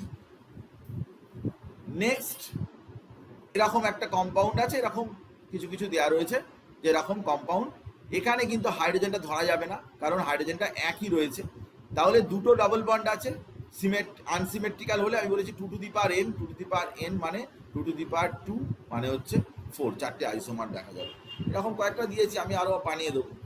এখানে যেটা দুটো ডাবল বন্ড আছে, এই একটা ডাবল বন্ড, এই একটা ডাবল বন্ড, কিন্তু এটা 4 হবে না, এটা রিংটার জন্যও আরেকটা স্টিরিও সেন্টার ধরতে হবে, রিংটার জন্যও কিন্তু জিওমেট্রিক্যাল আইসোমার হয়, সেই জন্য এটা 2 to the power 3, 2 to the পাওয়ার 3 মানে 8 অপশানটা, এটাই কারেক্ট অপশান, 8 অপশানটা হবে। এখানেও জিওমেট্রিক্যাল আইসোমার, এইটা জিওমেট্রিক্যাল আইসোমার শো করবে না, কারণ এটা মিথাইল মিথাইল একই রয়েছে, কিন্তু এখানে একই থাকলেও এই যে দিকে ডাবল রিংটা রয়েছে, রিংয়ের জন্য কিন্তু মিথাইল মিথাইল থাকার জন্য এটা জিওমেট্রিক্যাল আইসোমার শো করবে, বাকি কেউ জিওমেট্রিক্যাল আইসোমার শো করবে না, এখানে সিএল সিএল একই রয়েছে। আর এটা ট্রিপল বন্ড থাকলে, এটা অ্যালিন থাকলে এটা সবসময় অপটিক্যাল আইসোমার শো করে, অপটিক্যাল আইসোমার শো করে। জিওমেট্রিক্যাল আইসোমারের উপর অনেক কোশ্চেন দেয়, এখানেও যেরকম এটা একটা দেওয়া রয়েছে, আমি পাঠিয়ে দেবো জিওমেট্রিক্যাল আইসোমার কে শো করবে। জিওমেট্রিক্যাল আইসোমার কিন্তু এ বলে অপশানটাই, এ আর সি দুজনেই, এ সি বোথ বলে দেওয়া রয়েছে, এটা শো করবে। তো জিওমেট্রিক্যাল আইসোমার এর উপরে এখানে মেনলি আমি কোশ্চেন দিয়েছিলাম, বেশ কিছু জিওমেট্রিক্যাল আইসোমারের উপরে কোশ্চেন দিয়েছিলাম। তো আইসোমার মোটামুটিভাবে আমরা এগুলো মোটামুটিভাবে বললাম যে আইসোমার থেকে কি কি কোশ্চেন আসতে পারে মোটামুটি বললাম। এছাড়াও আরো অপটিক্যাল আইসোমার বা এই সমস্ত টাইপের আইসোমার আরো অনেক কিছুই আছে, যেগুলো আমরা নিশ্চয়ই সময় টাইম টু টাইম আমি বলবো, বলবো না যে তা নয়, অনেক কিছুই এখানে থাকবে এবং আমি সেগুলো নিয়ে আলোচনা করব। এখন আমরা যেটা করতে চাইছি সেটা হচ্ছে কি, সেটা হচ্ছে যে জেনারেল অর্গানিক কেমিস্ট্রি যে পার্ট, সেটা আমাদের বোর্ডসের ক্ষেত্রে খুবই গুরুত্বপূর্ণ, ইম্পর্টেন্ট পার্ট, এবং শেখার জয়েন্টের জন্য খুবই দরকারি পার্ট। তো আমরা জেনারেল অর্গানিক কেমিস্ট্রি সেটাও একটু একটু অর্গানিক কেমিস্ট্রি নিয়েও পড়তে থাকবো, প্লাস ইনঅর্গানিক কেমিস্ট্রিও আমরা পড়াবো একই সাথে। ইনঅর্গানিক কেমিস্ট্রি এবং অর্গানিক কেমিস্ট্রি অল্টারনেট করে বা একটু একটু এটা একটু ওটা একটু এরকম করে পড়াবো। তো আজকে দেখ আমরা জেনারেল অর্গানিক কেমিস্ট্রির একটা ছোট্ট অংশ, একটা পার্ট নিয়ে আমরা একটু ডিসকাস করছি, আমরা একটু বলছি। এটা নিয়ে আমরা পড়িয়েছি বোর্ডস ক্লাসে, বোর্ডসের জন্য, কিন্তু এখানে আরও অনেক কিছু বিষয়গুলো রয়েছে, সেটা নিয়ে আমরা একটু আজকে একটু তাড়াতাড়ি ছেড়ে দেবো। আমার আর একটা ক্লাস মানে পরপর ক্লাস পড়ে গেছে আর কি, একটু কষ্টই হচ্ছে আমার, জানি না সব অ্যাডজাস্ট করতে গিয়ে ভুলে গেছি, সেগুলো ক্লাসগুলো বন্ধ ছিল, কিন্তু আবার তারা আর কি মানে সব স্কুল খুলে গেছে, তারা আবার ক্লাস করতে চাইছে, এসব উল্টো পাল্টা হয়ে গেছে, একটু অ্যাডজাস্ট করতে একটু এক সপ্তাহ একটু সময় লাগবে, তারপরে ঠিকঠাক করে অ্যাডজাস্ট করে দিচ্ছি। আসলে এই অফলাইন অনলাইন এই ওই সেই করে আর কি স্যাটারডে সানডেতে এত ক্লাস ঢুকে গেছে যে মানে আর পারা যাচ্ছে না।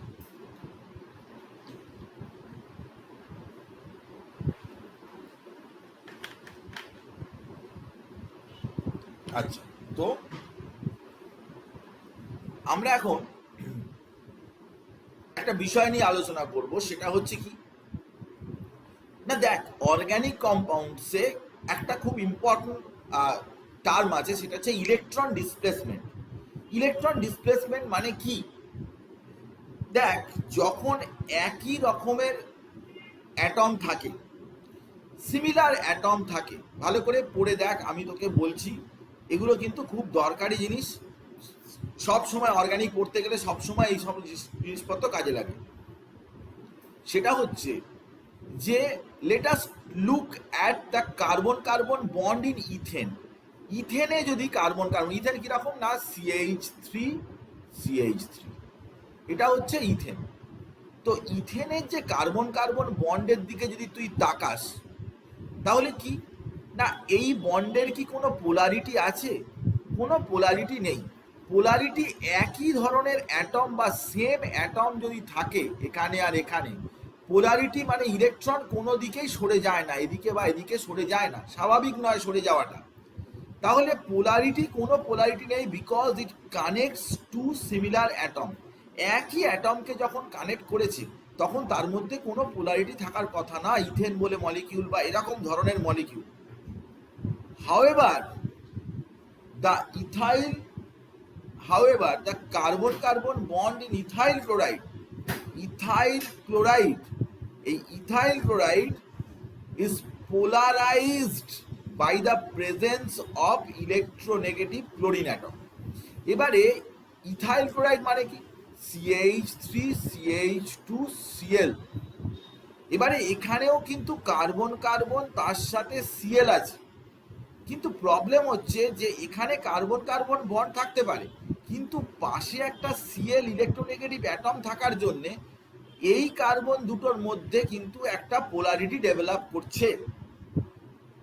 Ethyl chloride is polarised by the presence of electronegative chlorine atom. Chlorine atom, electronegative chlorine atom থাকার জন্য সেখানে কিন্তু কার্বন কার্বন যে বন্ড, সেই কার্বন কার্বন বন্ডের কিন্তু পোলারিটি কিন্তু থাকছে। This polarization is the sum of three effects. ভালো করে কথাটা শোন। This polarization is the sum of three effects. First of this, C1 atom has been deprived of some of its electronegativity by electron density by the higher electronegativity of chlorine. দেখ, first যে C1, এই প্রথম carbon, এর উপরে প্রথম এফেক্টটা গিয়ে পড়ছে, কারণ ক্লোরিন কিন্তু ইলেকট্রন টানছে, ক্লোরিন ইলেকট্রন টানছে। তাহলে ফার্স্ট কি হচ্ছে না, C1 atom has been deprived of some of the electron density.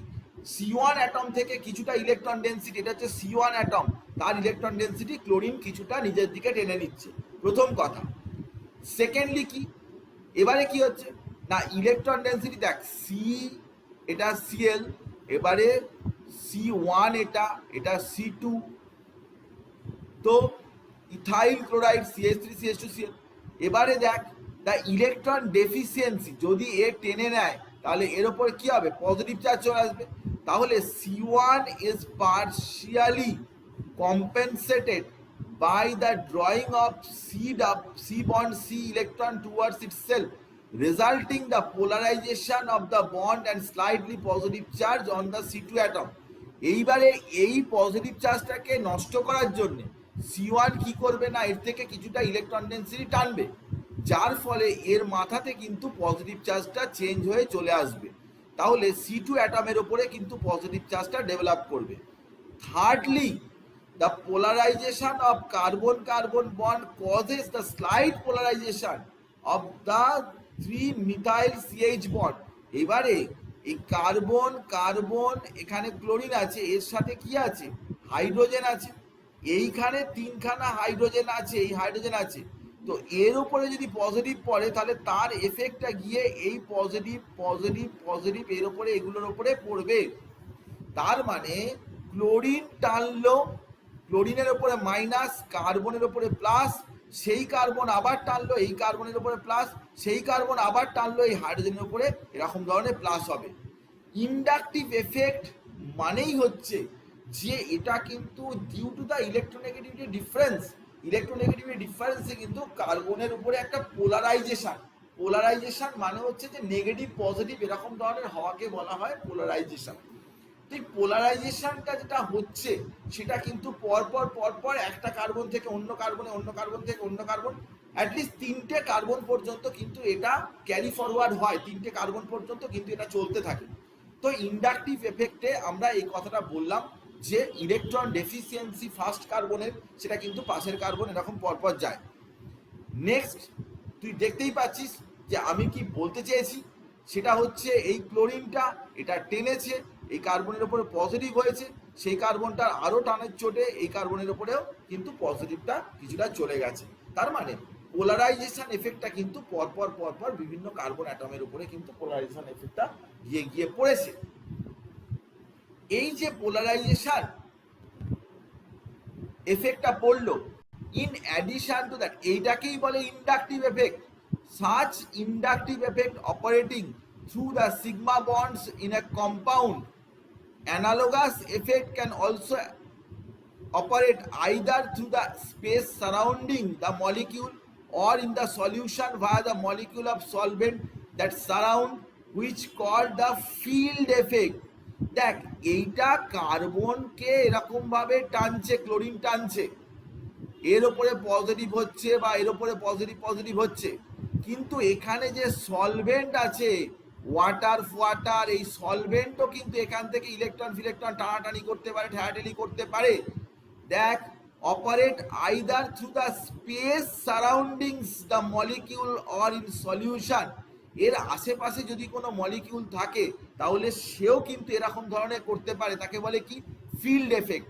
তার কথার কথা যে ধর এখানে ধর CH3CHO বলে একটা আছে, তো এই অক্সিজেন কিন্তু টানছে, অক্সিজেন নেগেটিভ হচ্ছে, কার্বন পজিটিভ, এখানে যদি একটা CN মাইনাস এই কার্বনের কাছাকাছি আসে তাহলে এ কিন্তু এর পজিটিভ চার্জটা আরো বেশি গ্রো করবে, কারণ CNটা নেগেটিভ, এ কার্বনে গিয়ে ভালো অ্যাটাক করতে পারবে।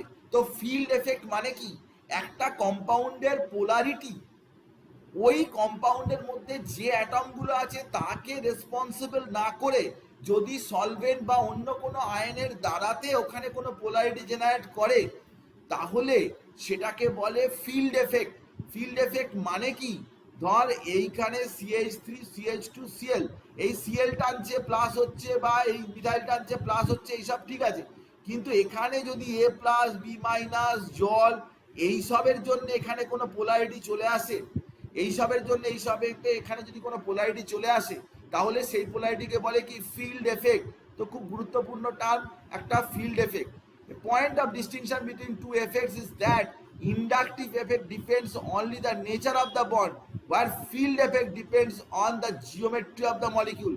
কোন দিক থেকে টানবে, বাইরের যে মলিকিউল সেটা কোন দিক থেকে অ্যাপিয়ার করবে, সলভেন্ট কোন দিক থেকে তার উপর এফেক্ট করবে, এসব বিষয়টা কিন্তু মলিকিউলের জিওমেট্রির উপর ডিপেন্ড করে, তার বন্ডের উপরে ডিপেন্ড করে না, তার যে জিওমেট্রি আছে, তার যে স্ট্রাকচারাল ফ্যাক্টর রয়েছে তার উপরে কিন্তু ফিল্ড এফেক্টটা ডিপেন্ড করে। ইন্ডাকটিভ এফেক্ট এবং ফিল্ড এফেক্টটা এক নয়। ফিল্ড এফেক্টের ফলে মলিকিউলের মধ্যে পোলারিটি জেনারেট করতে পারে, কিন্তু ফিল্ড এফেক্টটা হচ্ছে বাইরে থেকে যে মলিকিউল, অন্য যে মলিকিউলগুলো রয়েছে সেই মলিকিউলগুলো যখন রেসপন্সিবল করবে, সেই মলিকিউলগুলো যখন ওখানে কোনো রকমভাবে অ্যাক্ট করবে তখনই তাকে বলে কি না ফিল্ড এফেক্ট। আমরা এ নিয়ে অনেক ডিটেলে অনেক কথা বলবো, কারণ এসবের ওপর কোশ্চেন দেয়, এসব বোর্ডসের সিলেবাসে নেই, কিন্তু ফিল্ড এফেক্ট কিন্তু আমাদের নিটের সিলেবাসে রয়েছে। কিন্তু আমরা অনেক সময় এই ফিল্ড এফেক্ট এবং ইন্ডাকটিভ এফেক্টের মধ্যে পার্থক্য বুঝতেই পারি না, কারণ ইন্ডাকটিভ এফেক্টের যে পোলারিটি যেটা কম্পাউন্ডের মধ্যে জেনারেট করে সেটা কিন্তু ফিল্ড এফেক্টের জন্যও জেনারেট করে এবং মলিকিউলের ইন্টারনাল স্ট্রাকচারের জন্যও জেনারেট করে। তাহলে দুটো ব্যাপার একসাথেই ঘটতে থাকে যেহেতু, তাই আলাদা করে ইন্ডাকটিভ এফেক্ট এবং আলাদা করে ফিল্ড এফেক্ট আইডেন্টিফাই করা খুব মুশকিল হয়, কিন্তু পোলারিটি চেঞ্জ হয়ে যায় ফিল্ড এফেক্টের জন্য। দেখ কি কথা বলা রয়েছে, ভালো করে পড়ে দেখ। It is not possible to distinguish the inductive effect with the field effect, but in general reference to an inductive effect is assumed to include any such field effect. Inductive এফেক্টের মধ্যেই ফিল্ড এফেক্টটাকে ধরে নেওয়া হয়। কিন্তু একটা জিনিস মনে রাখতে হবে যে শুধুমাত্র ইন্ডাকটিভ এফেক্ট থাকলে যতটা তার পোলারিটি হতো, ফিল্ড এফেক্টটা কিন্তু সেই পোলারিটিটাকে অনেক অংশেই বাড়িয়ে দেয়, ফিল্ড এফেক্ট ইনক্রিজ করে দেয় পোলারিটিটাকে। সে কারণে কিন্তু ইন্ডাকটিভ এফেক্টের যে এফেক্ট, ইন্ডাকটিভ এফেক্টের যে ওভারঅল ইম্প্যাক্ট, যেটা দ্যাট ইম্প্যাক্ট ইনক্রিজেস, সেই ইম্প্যাক্টটা কিন্তু ইনক্রিজ করে যায়। আমরা এ নিয়ে বলছি পরে। ইথাইল ক্লোরাইড তুই দেখ যে ইথাইল ক্লোরাইডে কি হয়েছে, ভালো করে যদি খেয়াল করে দেখিস তাহলে দেখবি যে ইথাইল ক্লোরাইডে কিন্তু ক্লোরিন ইলেকট্রন ধরে টেনেছে, ইলেকট্রন উইথড্রয়িং মানে মাইনাস আই এফেক্ট। তাহলে there are other types of group which are exact electron releasing. তাহলে এ ইলেকট্রন টেনেছে, ইন আদার ওয়ার্ডস আমরা বলতে পারি যে এই ইলেকট্রন ঠেলেছে মিথাইল। তাহলে ঠেললে কিন্তু plus I such substitutes or functional group classified as minus I and plus I group relative to hydrogen. হাইড্রোজেনকে ধরা হচ্ছে যে টানেও না ঠেলেও না, হাইড্রোজেনের কোনো টানার বা ঠেলার কোনো ক্ষমতাই নেই। সেই জন্য উইথ রেসপেক্ট টু হাইড্রোজেন আমরা এটাকে বলছি যে কেউ কোনো কোনো গ্রুপ ঠেলতে পারে, কোনো কোনো গ্রুপ টানতে পারে, ইত্যাদি ইত্যাদি। তো এখন আমরা একটু লিস্টটা পড়ে রাখতে হয়, দরকার পড়বে লিস্টটা। ফলোইং অর্ডার অফ ডিক্রিজিং, এদিক থেকে এদিকে কিন্তু ইন্ডাকটিভ এফেক্টটা কি করছে না, ইন্ডাকটিভ এফেক্ট ডিক্রিজ করছে, plus I effect decreasing, decreasing minus I effect এটাও কিন্তু এদিক থেকে এদিকে ডিক্রিজিং, ডিক্রিজ করছে আস্তে আস্তে, বাঁ দিকে বেশি, যত ডান দিকে যাবে ততই কম হচ্ছে। এবং এই ব্যাপারটা কিন্তু ইম্পর্টেন্ট, এটা কিন্তু অনেক কোশ্চেনে মানে মনে রাখলে কোশ্চেনে অ্যান্সার করতে সুবিধা হবে, এটাই আমি বলতে পারি। আমি বলবো না যে মুখস্থ করতে, কারণ এগুলো দেখে ভাবতে ভাবতে হয়ে যাবে, কিন্তু জাস্ট এই কথাটাই বললাম যে একটু মনে রাখলে কি হয়। আমাদের দেখ নিটের কোশ্চেন তোর জানা পড়বে, তুই পারবি, এটা নিয়ে আমি আমার দ্বিমত নেই। কেমিস্ট্রির ক্ষেত্রে আমার কোনো ডাউট নেই যে তোর কোশ্চেন তুই যখন যাবি তোকে যা শিখিয়ে দেওয়া হবে, তুই পরের বছরে যখন তুই নিটের পরীক্ষার প্রশ্ন দেখবি তখন তোর জানাই পড়বে। কিন্তু একটাই জিনিস শুধু মনে রাখতে হবে যে এত হিউজ জিনিস কিন্তু তোর মনে রেখে পরীক্ষা হলে লেখাটা কিন্তু ডিফিকাল্ট, এবং তাও মিনিমাম টাইমের মধ্যে।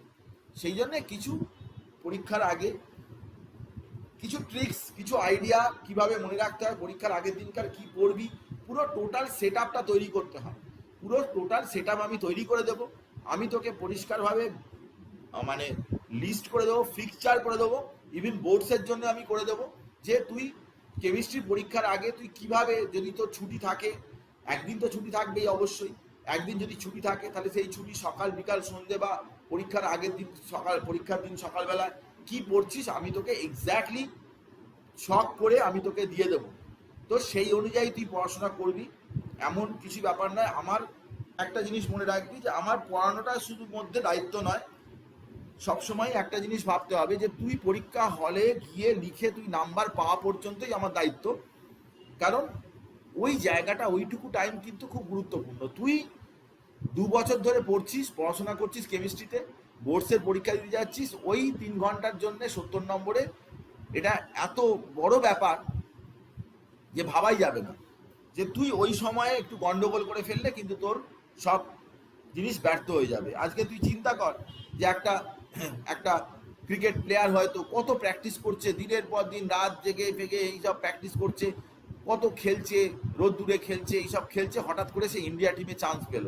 এবার যেদিনকার সে চান্স পেল, সে একটা বলে যদি আউট হয়ে যায় তাহলে তার এতদিনের যে স্বপ্ন, সেই স্বপ্নটা কিন্তু ধাক্কা খাবে। একটা বলে আউট হয়ে গেলে যে সে আর দ্বিতীয়বার চান্স পাবে না তা নয়, কিন্তু তবুও তো তার স্বপ্নটা ধাক্কা খাবে। অনেক প্লেয়ারই আছে যে সে একটা ম্যাচে চান্স পেয়েছে আর জীবনে কোনোদিন চান্সই পায়নি, আর তাকে দ্বিতীয়বার কোনো চান্স দেয়নি। তো অ্যাকচুয়ালি এত প্লেয়ার রয়েছে, সবাই বসে রয়েছে, তার মধ্যে কেউ একজন চান্স পেলে সে সঙ্গে সঙ্গে তার পারফরমেন্স দেখাবে। তো আমাদের ক্ষেত্রেও ঠিক তাই, যে তুই এই এত পড়ছিস, এই আমার কাছে অনলাইনে পড়ছিস, বাড়িতে পড়ছিস, এই পড়ছিস, বাবা মা বকাঝকা করছিস, এইসব করছিস, পড়তে কিন্তু আলটিমেটলি সেই বিশেষ দিনটাতেই কিন্তু সব থেকে বড় ব্যাপার যে সেদিনটা তুই কী করছিস। সেই জন্য সেই দিন পর্যন্ত আমাকে সাথে থাকতে হবে। আমি তোকে সেই দিনকার পর্যন্ত তুই কী করবি না করবি সেসব কথাও আমি তোকে বলবো, কারণ নিজের এক্সপিরিয়েন্স দিয়ে আমি বলবো তোকে। আমি নিজেও কিন্তু এসব ভুক্তভোগী, আমি নিজে পড়াশোনা যেরকমভাবে করেছি তাতে আমারও নিজেরও কিন্তু অনেক মানে তার মধ্যে যন্ত্রণা, কষ্ট এই সমস্ত রয়েছে। আমি নিজেও কেমিস্ট্রি পড়াশোনা করেছি, মানে কি বলবো, মানে আমি আমার একটা মানে খুবই এমন একটা জায়গায় আমি থাকতাম যে খুব গ্রামের দিকে, একদম পুরো রুরাল সাইডে থাকতাম। তো সেখানে না ছিল কোনো টিচার, কেমিস্ট্রির টিচার, না পারতাম কারো কাছে পড়তে, ইত্যাদি ইত্যাদি। প্রেসিডেন্সি কলেজে যখন কষ্টচেষ্ট করে হায়ার সেকেন্ডারিতে ভালো রেজাল্ট করে প্রেসিডেন্সি কলেজে ভর্তি হলাম, তখন দেখলাম যে সেখানে এত কম্পিটিশান, এত টাফ টাফ কম্পিটিশান, এত ভালো ভালো স্টুডেন্ট, যে সেখানে কিন্তু পড়াশোনাটা মানে একটু টাকা পয়সা না থাকলে, নিজের টাকা পয়সা না থাকলে, অনেক বেশি বইয়ের জোর না থাকলে, এইসব থাকলে অসুবিধা। তো সেরকম একটা ফ্যামিলির আমি বিলং করি, যে ফ্যামিলিটা সেরকম সেরকম আর কি সামর্থ্য ছিল না আর কি, যে আমাকে টিউশন দেয়া বা আমাকে এসব প্রোভাইড করা, এরকম ধরনের কোনো রকম কোনো ইয়ে ছিল না। তো সেই জন্য আমি কোনো স্যারের বাড়িতে থাকতাম, বা স্যারের বাড়িতে একটু কাজকর্ম করে দিয়ে সেখানে থেকে গিয়ে পড়াশোনা করতাম, ইত্যাদি ইত্যাদি, এরকম ধরনের অনেক করেছি। তো টোটাল ব্যাপারটা কিন্তু একটা স্ট্রাগল, সকলেরই নিজের জায়গায় স্ট্রাগল। হ্যাঁ, অনেকেরই বাবা মা অনেক চেষ্টা করছে, কিন্তু তোরা যদি ভালো রেজাল্ট করিস, ভালো কিছু করিস, টাকা পয়সা খরচা করছে, হ্যাঁ, যাতে করে চাইছে যে ভালো নিটে চান্স পাবি, এসব পাবি, ডাক্তার হবি, এই হবি, ওই হবি, সেই হবি। তো সেখানে আমার একটা পার্টিসিপেশন নিশ্চয়ই জরুরি। আমি আমার নিজের শেষ মুহূর্ত পর্যন্ত চেষ্টা করব, তোদের সাথে থাকবো, আমি নিশ্চয়ই চেষ্টা করব। কিন্তু এটা একটা টাফ পরীক্ষা। কিন্তু একটাই জিনিস তুই মাথায় রাখবি, যে নিট পরীক্ষা দিতে বসে এমন 70% স্টুডেন্ট কিন্তু কোনো পড়াশোনা না করে, মানে এই লেভেলে, যে লেভেলে তুই পড়াশোনা করছিস সেই লেভেলের পড়াশোনা না করে, তারা হয়তো এমনি বোর্ডসের জন্য যে বই ফই আছে ওই সব বই ফইগুলো ঘাঁটাঘুঁটি করে চলে যায়। তারা যে ডিটেলে যে পড়াশোনা করা, বা নিটে কীরকম ধরনের কোশ্চেন আছে সেটাকে অ্যানালিসিস করে, সেই অনুযায়ী সাবজেক্ট ম্যাটার রেডি করে, সেই অনুযায়ী পড়ে রেডি করে যাওয়া, সেটা কিন্তু 70% থেকে 75% স্টুডেন্ট করে না। 20 থেকে 25% স্টুডেন্ট, ম্যাক্সিমাম 30% স্টুডেন্টই কিন্তু এই ট্রাইটা করে। তো সেই সিরিয়াস ট্রাই, এই জন্য তোর কম্পিউটার হচ্ছে ওই 30% স্টুডেন্ট। সেই জন্যে এটা কিন্তু একটা বড় ব্যাপার, যে যত স্টুডেন্ট পরীক্ষায় বসে, আমরা অনেক সময় হিসাব করি যে 5 লাখ 10 লাখ স্টুডেন্ট পরীক্ষায় বসছে, আর 7,000 18,000 14,000 চান্স পাবে। তো হিসাবটা ওইভাবে করার দরকার নেই। 70% স্টুডেন্টই কিন্তু উইদাউট এনি প্রিপারেশন বসছে, তো তাদেরকে বাদই দিতে হবে, ওদের সাথে কোনো কম্পিটিশান নয়। তোর কম্পিটিশান কিন্তু বাকি 30%-এর সাথে। তো সেই জন্যে মানে সবসময় মানুষ ভুলে যায় যে মানুষের কি করা উচিত না করা উচিত, সেটা ভুলে যায়। কিন্তু আমি বলছি যে ভুলে যাবি না একটা দিনের জন্যও, সবসময় চাইবি যে নিজের সময়টা কিভাবে কাজে লাগানো যায়, ভালো করে পড়াশোনা মন দিয়ে করবি পড়াশোনা, যেখানে আটকাবে, যেখানে অসুবিধা হবে সেখানে আমাকে বলবি যে এই জিনিসটা বুঝতে পারছি না, এই জিনিসটা করতে পারছি না, ইত্যাদি ইত্যাদি। যাকে ইন্ডাকটিভ এফেক্টে এই পর্যন্ত আমি বললাম, পরবর্তীকালে আরও বলবো। আমি বললাম যে আমার একটা ক্লাস পড়ে গেছে আর কি 6টার থেকে, তো এইসব ক্লাসগুলোকে একটু অ্যাডজাস্ট করি। এই ক্লাসটাকে একটু আমি 4টের সময় করে দেবো, আমি হোয়াটসঅ্যাপে জানিয়ে দেবো। 4টে থেকে 6টা পর্যন্তই এই ক্লাসটা করাবার কথা ছিল। আমার একটা ক্লাস এরকম ওভারল্যাপ করে যাচ্ছে বলে, আগের ক্লাসটা এরকম হয়েছে আর কি, তো আগে পরে এরকম গন্ডগোল হয়ে যাচ্ছে। তো আমি নিশ্চয়ই অ্যাডজাস্ট করব, মনিকা আমাকে হোয়াটসঅ্যাপ করেছে, তো আমি নিশ্চয়ই করে দেবো। আমি সবসময় চেষ্টা করি এসব অ্যাডজাস্ট করার, তো সকলের সাথে কথা বলে আমি অ্যাডজাস্ট করবো। আজকে পর্যন্ত থাকলো, পরের দিনকার আবার পরের উইকে হবে। যদি 4টে হয় আমি 4টে বলে দিচ্ছি, 4টে আমি করে দেবো, অসুবিধার কিছু। ঠিক আছে, ওকে, থ্যাংক ইউ, ওকে।